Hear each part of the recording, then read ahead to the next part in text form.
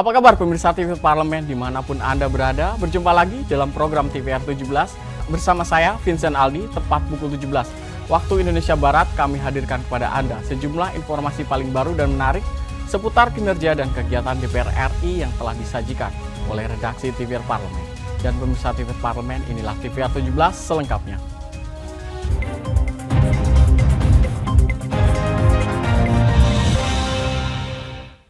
Terkait isu penyelewengan dana bansos senilai 500 triliun, DPR RI berharap pemerintah memberikan klarifikasi serta segera menindak tegas oknum pelaku penyimpangan dana sosial. Kasus penyelewengan dana bansos dinilai membuat dana bansos tidak terdistribusi dengan baik. Dalam rapat kerja bersama Menteri Sosial, Komisi 8 menyoroti beberapa masalah terkait dengan dana bantuan sosial, seperti penyimpangan yang dilakukan oleh oknum PT POS dan Bank Himbara, distribusi bansos yang tidak tepat sasaran, hingga adanya informasi dana bansos yang tertahan di bank. Anggota Komisi 8 DPR RI, Sely Andriani Gantina, meminta Kementerian Sosial segera melakukan tindakan tegas terkait dengan penyimpangan yang dilakukan oleh oknum di lapangan agar bansos ini dapat segera dirasakan oleh masyarakat yang membutuhkan. Kalau ini tidak dilakukan tindak lanjut yang lebih konkret oleh Kementerian Sosial, dalam hal punishment yang lebih jelas, karena hari ini masyarakat di daerah menanyakan pihak kepolisian Kabupaten Kota Cirebon tidak ada tindak lanjut. Apakah ini akan naik di tingkat Bareskrim? Nah, mungkin ini yang harus segera Ibu tindak lanjuti. Sementara itu, anggota Komisi 8 John Kennedy Aziz menyoroti masih ditemukannya dana bansos yang tertahan di Bank Himbara yang belum mendapatkan penyelesaian sehingga banyak dana bansos tidak terdistribusi tepat sasaran. Ya memang diperlukan suatu kajian, suatu penelaahan terhadap permasalahan ini. Tapi setidak-tidaknya kalau kita punya upaya, kita bentuk timnya untuk ke arah itu, saya pikir permasalahan yang ada di Kementerian Sosial akan terselesaikan, Bu. Dan anggaran yang ada di Kementerian Sosial itu akan fokus dan tepat sasaran jatuhnya gitu. Rodiah dan Aang, TVR Parlemen melaporkan. Guna mengentaskan kasus penularan tuberkulosis di Indonesia, DPR RI meminta pemerintah fokus membuat kebijakan terapi pencegahan TBC atau TPT. TPT adalah salah satu upaya efektif untuk mengobati TBC sehingga perlu disosialisasikan kepada masyarakat. Komisi 9 menyoroti belum adanya kebijakan Kementerian Kesehatan terkait terapi pencegahan tuberkulosis di Indonesia. Dalam rapat bersama Menteri Kesehatan, Komisi 9 membahas beberapa agenda penting terkait isu-isu kesehatan nasional serta upaya penanganan COVID pasca dicabutnya status PPKM. Anggota Komisi 9 Putih Sari menyayangkan Indonesia masih berada di posisi 3 besar terkait penularan penyakit TBC. Putih Sari tidak melihat adanya kebijakan terapi pencegahan TBC atau TPT menjadi sebuah strategi untuk mengatasi masalah TBC di Indonesia. Cakupan pemberian TPT ini masih rendah. Menurut info yang kami terima tahun 2022 itu kontak serumah yang menerima TPT itu cuma 1%. Padahal targetnya 2002 kemarin itu katanya 48%. Ya.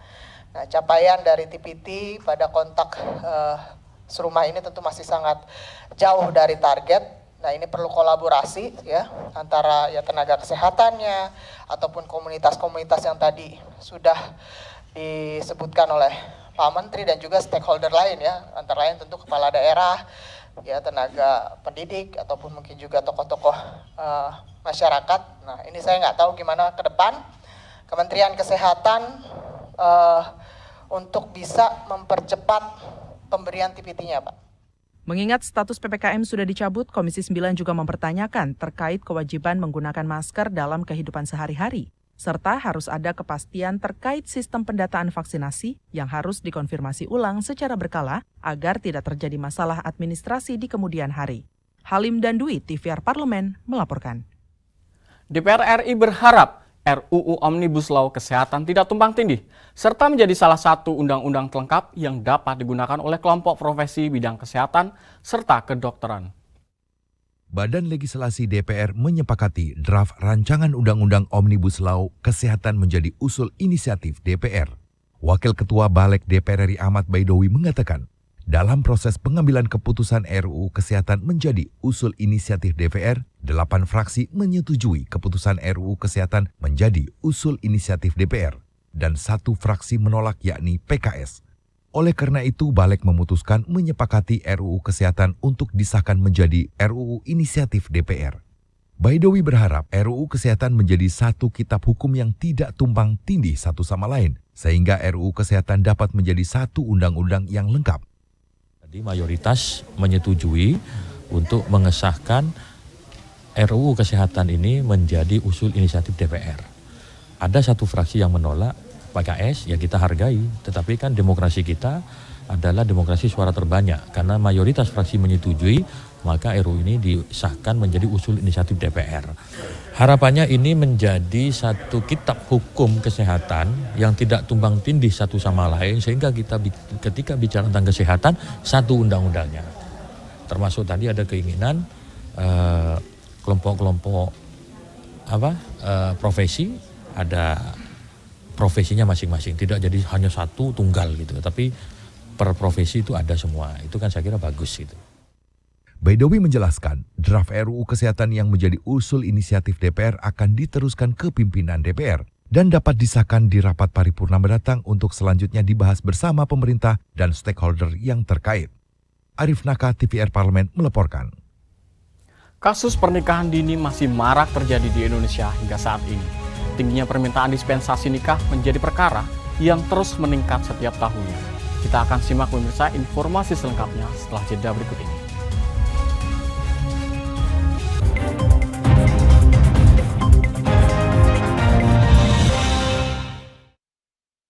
Utang-utang dulu saya.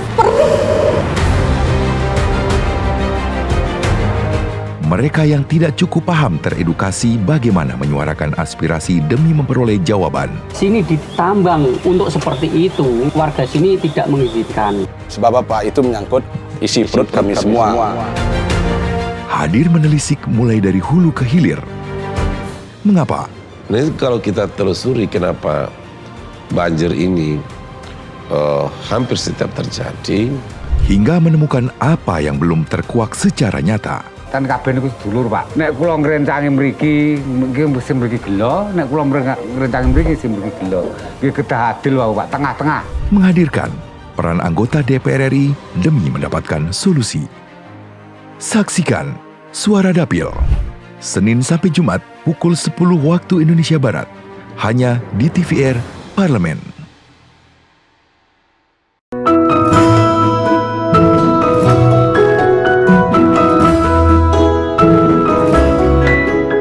Perempuan Parlemen mengungkap sisi kehidupan pribadi anggota DPR RI dan partisipasi perempuan dalam politik dan publik, keseharian dalam keluarga, dan usaha mewujudkan aspirasi masyarakat di setiap sidang sebagai wakil rakyat. Jangan lewatkan Perempuan Parlemen.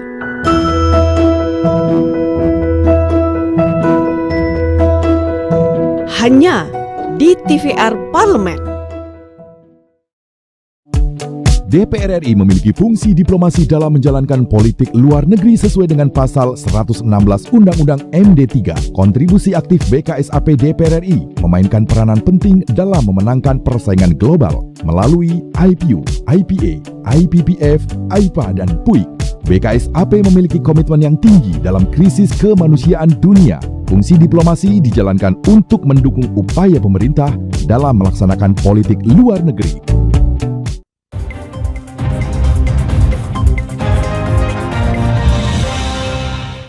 Kembali di TVR 17, pemirsa, kehamilan di luar nikah, tekanan sosial budaya, faktor ekonomi, peningkatan penggunaan internet dan media sosial, serta pendidikan yang masih minim menjadi faktor penyebab pernikahan dini.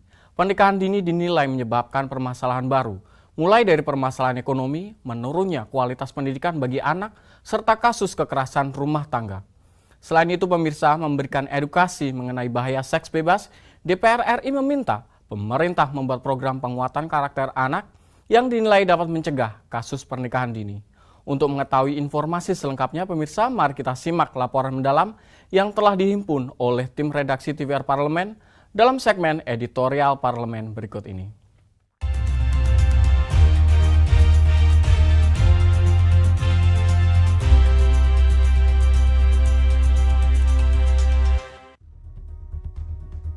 Fenomena pernikahan dini di Indonesia ditenggarai menunjukkan tren semakin meningkat. Sinyalemen ini dipantik terungkapnya data tingginya angka permintaan dispensasi nikah di pengadilan agama sejumlah daerah. Bahkan mirisnya tingginya permintaan dispensasi nikah itu menurut data BKKBN 80% diantaranya karena hamil di luar nikah. Menurut data Kementerian Pemberdayaan Perempuan dan Perlindungan Anak, ada 4 provinsi dengan angka dispensasi nikah tertinggi, yakni Jawa Timur, Jawa Tengah, Jawa Barat, dan Sulawesi Selatan. Permintaan dispensasi nikah ini hanya dilakukan oleh calon mempelai yang berusia kurang dari 19 tahun, sebagaimana ketentuan syarat usia nikah yang diatur dalam Undang-Undang Nomor 16 Tahun 2019 tentang perkawinan. Fenomena hamil di luar nikah termasuk kejadian gunung es yang tak kunjung ditangani serius oleh berbagai pihak. Indonesia sudah seharusnya menerapkan kurikulum pendidikan seksual di Indonesia. Pendidikan seksual harus mulai ada sejak sekolah dasar hingga jenjang lebih tinggi. Ada banyak pihak yang turut bertanggung jawab terhadap fenomena pernikahan dini, yakni sekolah sebagai institusi pendidikan, orang tua, pemerintah selaku pembuat kebijakan, dan masyarakat di lingkup sosial. Pada hakikatnya, edukasi ini merupakan cara memberi pemahaman terkait gender, alat kelamin, dan kesehatan reproduksi yang tepat. DPR RI menekankan pentingnya pendidikan karakter di sekolah maupun di rumah sesuai norma sosial, masyarakat, agama untuk mencegah pernikahan dini akibat kehamilan di usia remaja. Hal ini perlu dilakukan agar generasi muda memiliki masa depan yang lebih baik. Peran pendidikan sangat penting baik di rumah maupun di sekolah. Jadi kalau masih ada kasus-kasus begini bisa saja menunjukkan kita ada kegagalan dalam pendidikan karakter anak sekolah ini, anak-anak kita. Ya makanya tadi banyak program saya bilang yang tidak terbiayai karena kurang anggaran. Ya, kita semua akhirnya lari ke anggaran. Ya. Kalau ini kita cukup anggaran, tentu peningkatan pendidikan karakter bisa dilakukan. Ya. Supaya tidak terjadi lagi kasus-kasus yang tadi disampaikan itu. DPR RI juga mendorong Menteri Pendidikan dan Kebudayaan dapat melakukan pendidikan karakter pada anak usia remaja dalam menyikapi kasus pernikahan dini.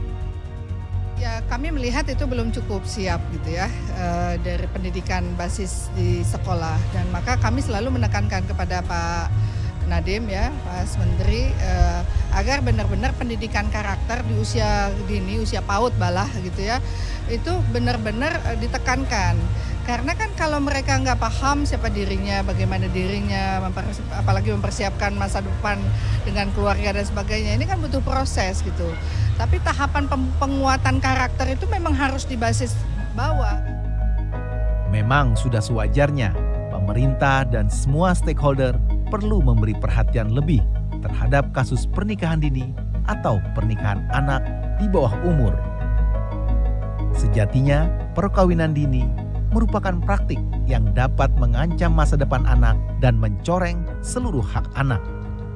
Perkawinan pada anak usia dini dapat menyebabkan masalah kesehatan reproduksi perempuan dan mengakibatkan tingginya angka stunting di Indonesia. Selain itu, pernikahan dini dapat menghilangkan kualitas pendidikan bagi anak, menyebabkan permasalahan ekonomi baru dan kemiskinan ekstrim yang tak jarang memicu kekerasan dalam rumah tangga hingga berujung pada pernikahan yang hanya bertahan seumur jagung. Maka tak berlebihan jika salah satu upaya menyelamatkan masa depan bangsa ini adalah dengan memproteksi anak dari ancaman bahaya pernikahan dini. Untuk memutus mata rantai dan efek domino kasus pernikahan dini, maka semua elemen harus terlibat untuk menanggulangi dan melakukan gerakan preventif. Hal ini dimulai dari orang tua, sekolah, pengambil kebijakan, dan yang terpenting adalah masyarakat. Masyarakat sama sekali tak boleh abai ketika mengetahui ada indikasi aktivitas seks bebas. Tim Liputan TVR Parlemen melaporkan.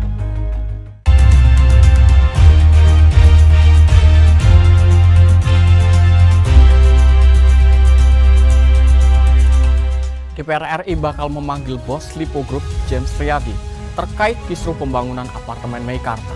Selain James, perwakilan perusahaan PT Mahkota Sentosa Utama selaku pengembang juga akan dipanggil pada 13 Februari mendatang. Saksikan informasi selengkapnya, untuk itu jangan kemana-mana, tetaplah di TVR 17.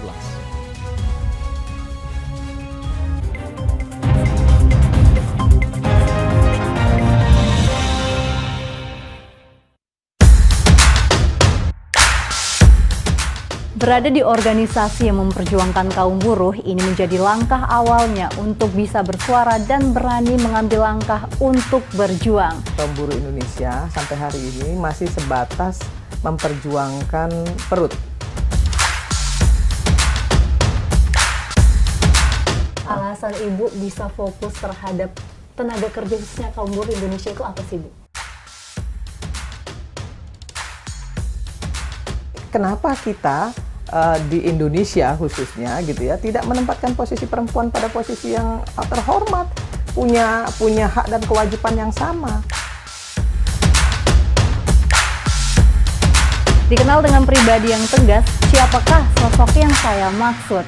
Simak obrolan lengkapnya hanya di Perempuan Parlemen. Utang-utang dulu saya.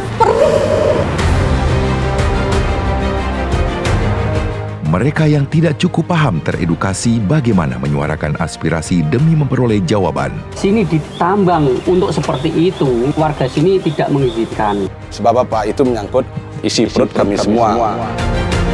Hadir menelisik mulai dari hulu ke hilir. Mengapa? Nah, kalau kita telusuri kenapa banjir ini hampir setiap terjadi, hingga menemukan apa yang belum terkuak secara nyata. Kan kabeh niku sedulur, Pak. Nek kula ngrencangi mriki, mesti mriki gelo, nek kula ngrencangi mriki sing mriki gelo. Nggih kedah adil wae, Pak, tengah-tengah. Menghadirkan peran anggota DPR RI demi mendapatkan solusi. Saksikan Suara Dapil, Senin sampai Jumat pukul 10 waktu Indonesia Barat, hanya di TVR Parlemen.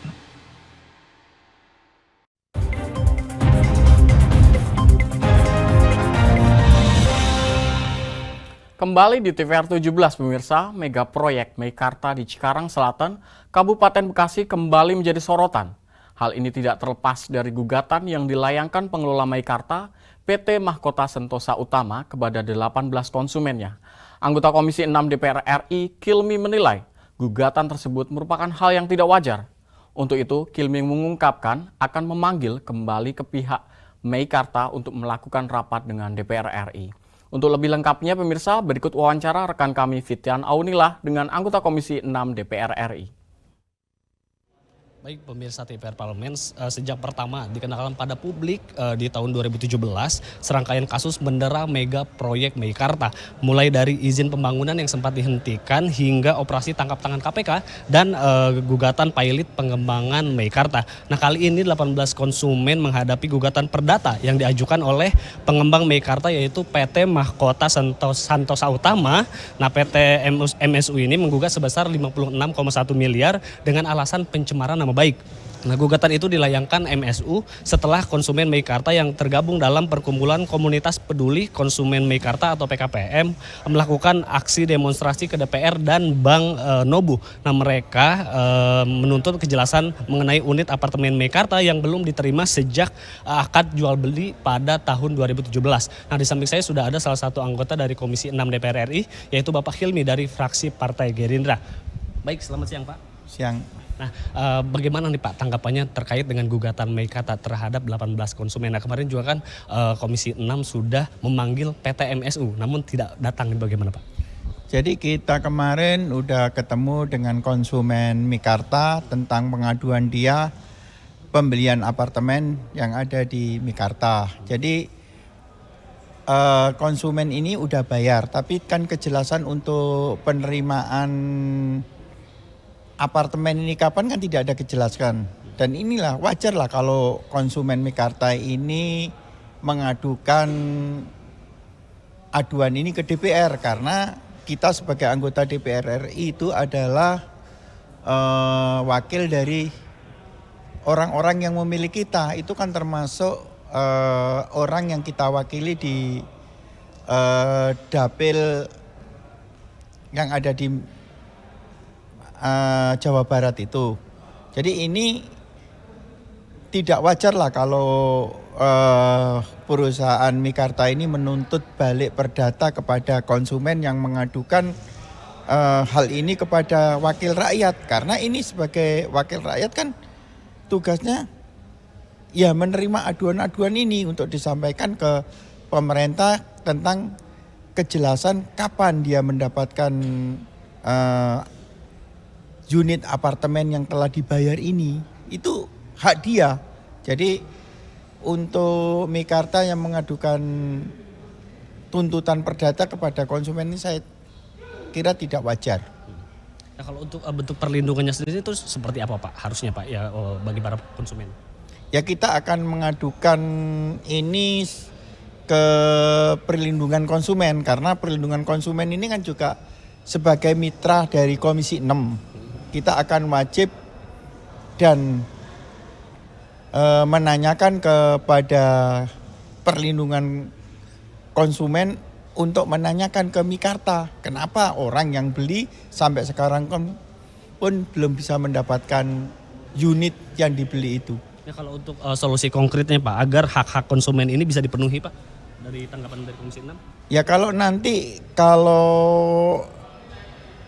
tidak ada niat baik dari Meikarta, kita Komisi 6 akan rapat gabungan dengan komisi lain yang terkait, termasuk ke Komisi 3 yang berhubungan dengan masalah hukum, termasuk nanti ke Komisi 11, dan nanti kita akan melakukan rapat gabungan lah, intinya itu untuk menyelesaikan permasalahan konsumen yang telah membeli apartemen kepada Meikarta ini. Kalau Bapak sendiri melihat Pak, ini kan kasus ini sudah lama dari 2017, ini belum pernah selesai Pak, dan malah masih banyak kasus-kasus yang terjadi. Nah kalau Bapak sendiri melihat ini apa nih Pak yang janggal dalam proyek ini Pak? Ya ini kan Meikarta itu dibangun apa sesuai dengan permodalan pihak pemegang saham enggak? Kenapa orang yang sudah bayar, yang telah dijanjikan kok sampai sekarang belum ini nanti kita dalami. Kita kemarin kan juga memanggil perusahaan Meikarta sendiri tapi kan tidak hadir. Jadi ke depan kita akan paksakan dia untuk hadir untuk menjelaskan kenapa konsumen ini sampai sekarang kok belum bisa menerima apartemen yang dibeli itu. Oke, baik, terima kasih Pak Hilmi. Baik, demikian pemirsa perbincangan saya dengan salah satu anggota Komisi 6 DPR RI, yaitu Bapak Hilmi dari fraksi Partai Gerindra. Nah tadi ada beberapa poin diantaranya bahwa gugatan yang dilakukan oleh pengembang Meikarta atau PT MSU ini dinilai tidak wajar karena para konsumen ini ingin menagih kejelasan terkait dengan proyek Meikarta ini. Nah, Komisi 6 juga nantinya akan kembali memanggil pengembang Meikarta ini dan akan terus mengadvokasi para konsumen. Demikian saya Fitian Onilah, kembali ke studio. Selanjutnya pemirsa, apa saja yang menjadi topik perbincangan di media online pada hari ini? Usai jeda, tetaplah di TVR 17.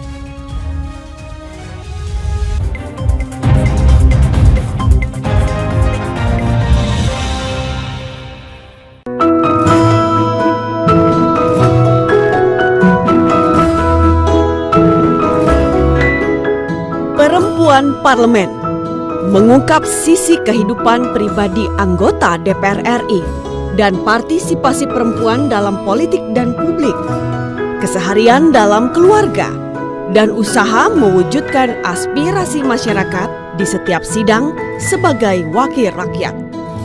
Jangan lewatkan Perempuan Parlemen.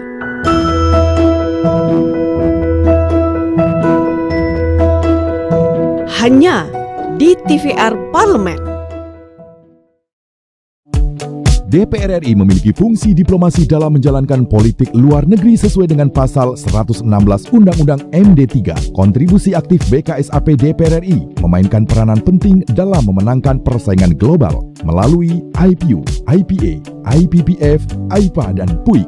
BKSAP memiliki komitmen yang tinggi dalam krisis kemanusiaan dunia. Fungsi diplomasi dijalankan untuk mendukung upaya pemerintah dalam melaksanakan politik luar negeri. Utang-utang dulu saya. Mereka yang tidak cukup paham teredukasi bagaimana menyuarakan aspirasi demi memperoleh jawaban. Sini ditambang untuk seperti itu, warga sini tidak mengizinkan. Sebab apa? Itu menyangkut isi perut kami semua. Hadir menelisik mulai dari hulu ke hilir. Mengapa? Nah, kalau kita telusuri kenapa banjir ini hampir setiap terjadi, hingga menemukan apa yang belum terkuak secara nyata. Kan kabeh niku sedulur, Pak. Nek kula ngrencangi mriki, mesti mriki gelo, nek kula ngrencangi mriki sing mriki gelo. Nggih kedah adil wae, Pak, tengah-tengah. Menghadirkan peran anggota DPR RI demi mendapatkan solusi. Saksikan Suara Dapil, Senin sampai Jumat pukul 10 waktu Indonesia Barat, hanya di TVR Parlemen.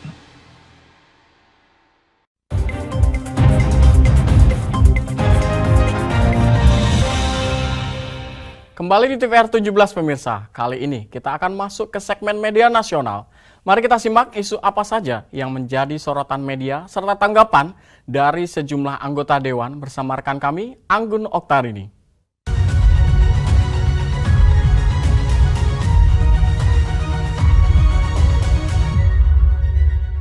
Terima kasih rekan Aldi dan pemirsa. Ini kalau kita melihat beberapa unggahan-unggahan di media sosial maupun juga media online yang ada di Indonesia. Ini berita pertama yang paling hits atau paling sedang diperbincangkan menjadi headline di media online manapun terkait dengan paripurna DPR RI setujui 9 calon anggota KPU Pusat 2022 hingga 2025. Nah, ini ada rapat paripurna DPR RI ke-15 masa persidangan 3 tahun 2022-2023 Selasa 7 Februari 2023 di mana menyetujui 9 anggota Komisi Penyiar Indonesia atau KPI. Di sini pusat periode 2022 hingga di 2025 yang telah dipilih melalui hasil uji kelayakan alias fit and proper test oleh Komisi 1 DPR RI. Nah, di sini pengambilan keputusan itu dilakukan dalam rapat yang dipimpin Wakil Ketua DPR Sufmi Dasko, di mana laporannya disampaikan Wakil Ketua Komisi 1 DPR RI Abdul Haris di depan peserta rapat.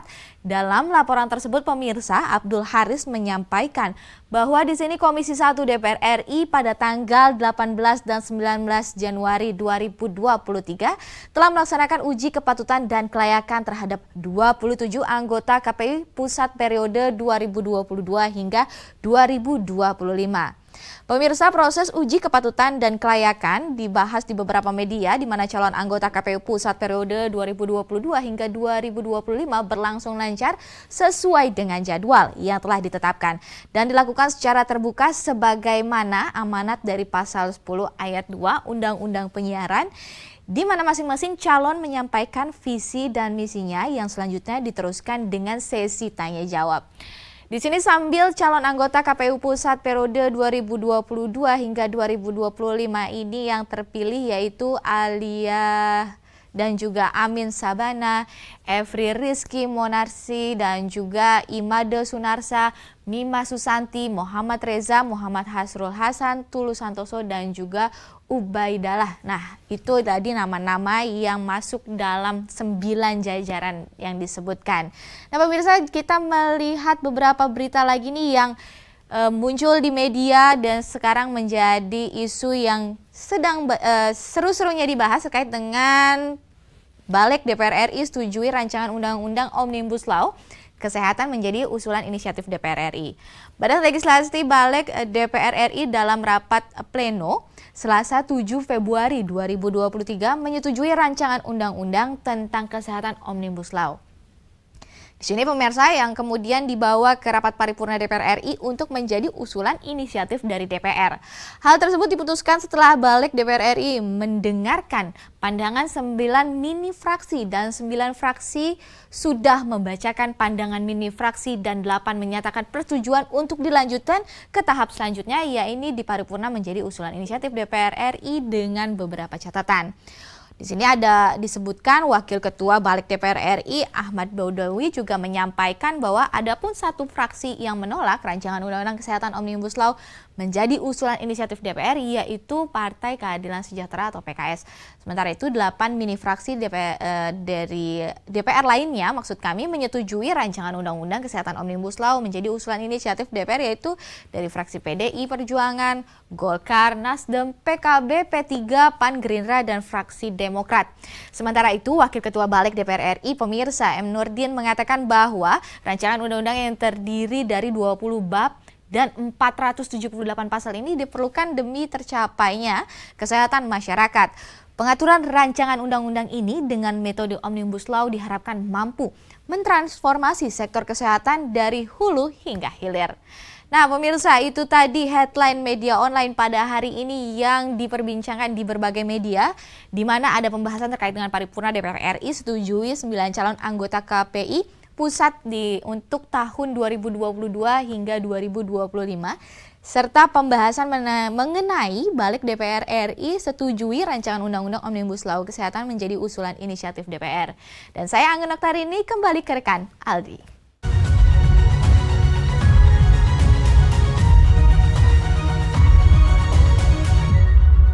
Terima kasih rekan Anggun yang telah menyampaikan sejumlah sorotan dari media online nasional pada hari ini.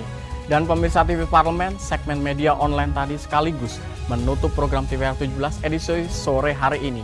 Saya Vincent Aldi beserta seluruh kru TVR Parlemen yang bertugas mengucapkan terima kasih dan undur diri dari hadapan Anda. TVR Parlemen, referensi Indonesia.